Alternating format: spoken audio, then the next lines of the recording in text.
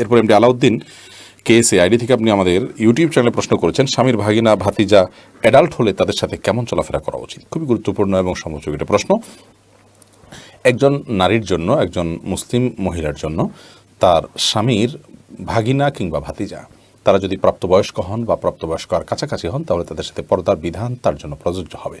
ছোট বাচ্চা হলে তো ভিন্ন কথা, কিন্তু এছাড়া স্বামীর ভাগিনা, স্বামীর ভাতিজা, সেক্ষেত্রে এই বাচ্চাগুলো তার স্বামীর হয়তো নিকটাত্মীয়, খুব কাছের মানুষ, বাট স্ত্রীর যেহেতু কোনো রক্ত সম্পর্কে আত্মীয় নন এবং তারা যেহেতু তার জন্য গায়ের মাহারাম, অতএব অবশ্যই তাদের সাথে পর্দা করতে হবে। আমাদের দেশে এই জায়গায় এসে অনেক পর্দানশীল মা বোনরা পর্যন্ত ভুল করে ফেলেন এবং তারা এখানে এসে পর্দা করতে পারেন না, এবং এক্ষেত্রে অবশ্য তাদেরকে পারিবারিকভাবে তাদের স্বামী বা স্বামীর বাড়ির অন্যান্য যারা আছেন তারা বেশিরভাগ ক্ষেত্রে অসহযোগিতা করেন।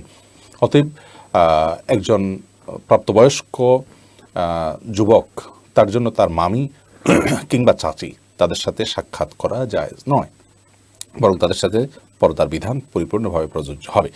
এবং এই ব্যাপারে স্বামীর সহায়তা করা উচিত, স্বামীর পরিবারের লোকদের সহায়তা করা উচিত, এবং আমাদের মা বোনদেরও সচেতন সাবধান থাকা উচিত। আল্লাহ রাব্বুল আলামিন যাদের সাথে পর্দার বিধান রেখেছেন, যাদের সাথে পর্দার নির্দেশ করেছেন, তাদের সাথে পর্দার মধ্যেই কল্যাণ আছে, আর তাদের সাথে বেপর্দা হওয়ার মধ্যে অবশ্যই অকল্যাণ নিহিত আছে। এক এক সময় এক এক ঘটনা ঘটে, অনাকাঙ্ক্ষিত অনেক সমস্যা আমাদের সমাজে আমরা দেখতে পাই।